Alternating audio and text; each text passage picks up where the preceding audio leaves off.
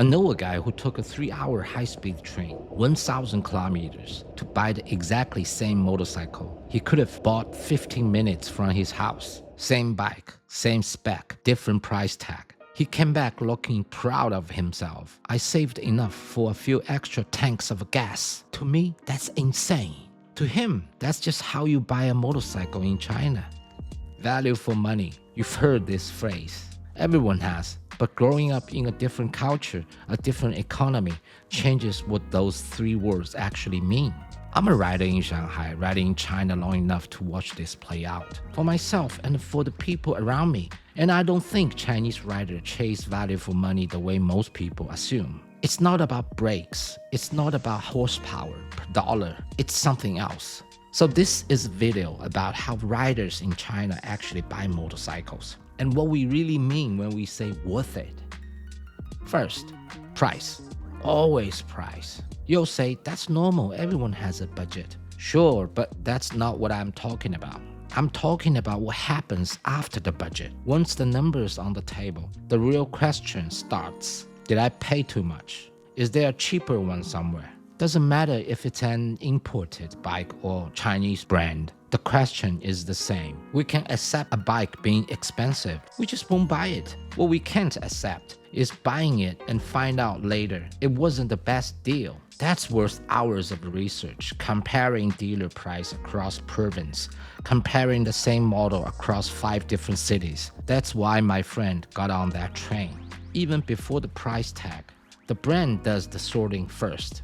Same price, more famous brand, the lesser known brand gets pushed aside before anyone even checked the building quality. I'm not exaggerating when I say a few hundred yuan cheaper can be the entire reason a sale happens. Besides the price, we love the spec sheet. The longer, the better. Horsepower, torque, screen size, all of it. Bigger numbers win, more features win. What it actually feels like to ride, how it holds up in year 3, that part loses every time. Against the spec sheet and someone's imagination.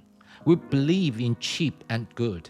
We believe more parts means more value. On a motorcycle, that turns into same price, more equipment, better bike. Until you actually ride it. What gets ignored? Chassis tuning, long-term durability. You can't just stock more hardware and call it engineering. Most people won't learn that until they've paid for it. I did.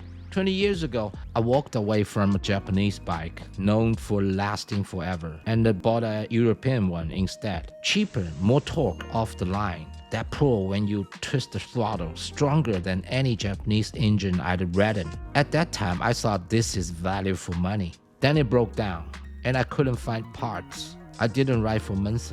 This isn't just my story, this is what I've watched on Chinese social media and in real life for years. This habit, judging a product's worth by its price, hasn't really changed today. And it's not just motorcycles, phones, laptops, cars, cameras, same logic, different price tag. So if you ask me, a Chinese rider especially obsessed with value for money? From what I've observed, yes. But it's not as simple as a little cheaper. It's more like a consumption habit, a way of thinking, built over the years. We compare, we calculate, we worry about losing out. We always want more for the same money. Whether that's a good way to live, I don't have a clear answer. I'm just an ordinary Chinese rider sharing what I've seen and understood. That's all this is.